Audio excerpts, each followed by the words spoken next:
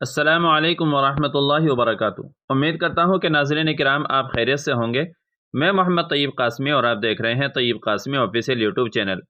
ناظرین کرام، دارالعلوم دیوبند کے خلاف کارروائی نہ ہونے سے ناراض چائلڈ کمیشن نے اعلیٰ افسران کو دوبارہ نوٹس بھیج دیا ہے اور کارروائی کی بھی ہدایت جاری کی ہے۔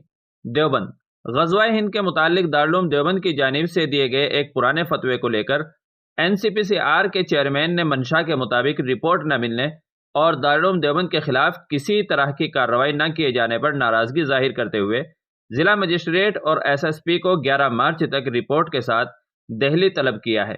غزوہ ہند کے فتوے کے متعلق تنازع کھڑا کر کے چائلڈ کمیشن کے چیئرمین پریانک قانون گو نے اعلیٰ افسران کو دارالعلوم دیوبند کے خلاف FIR درج کر کے کارروائی کرنے کی ہدایت دی تھی۔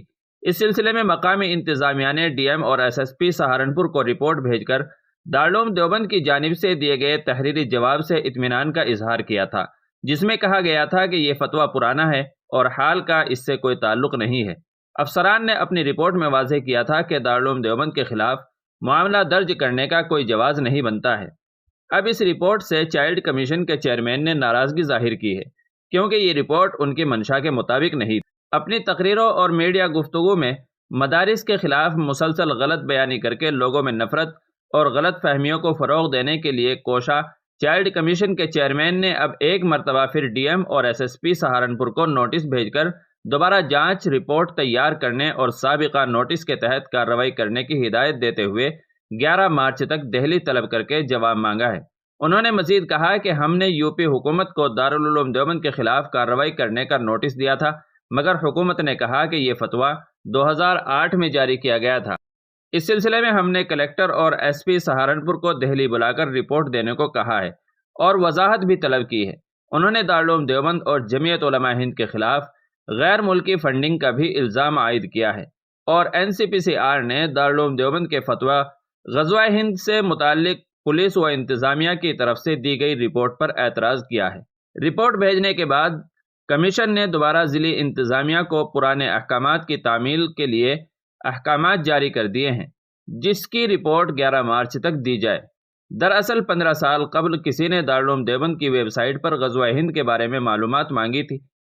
اس کے جواب میں دارالعلوم دیوبند کے مفتیان کرام نے کتاب سنن نسائی کا حوالہ دیا تھا، جس پر کمیشن کے چیئرمین نے DM اور SSP کو خط لکھ کر اس معاملے میں کارروائی کرنے کو کہا تھا اور تحقیقاتی رپورٹ بھی مانگی تھی۔ پولیس انتظامیہ کی جانب سے تحقیقاتی رپورٹ کمیشن کو بھیجی گئی تھی، جس پر کمیشن نے اعتراض کیا ہے۔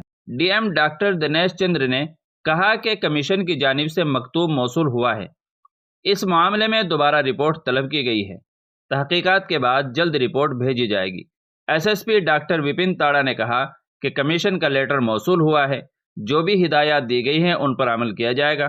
واضح ہو کہ غزوہ ہند کے متعلق دارالعلوم دیوبند کے ایک پرانے فتوے کو لے کر NCPCR کے ذریعے اٹھائے گئے ہنگامے کو لے کر مقامی انتظامیہ نے ضلع مجسٹریٹ کو اپنی رپورٹ پیش کر دی تھی۔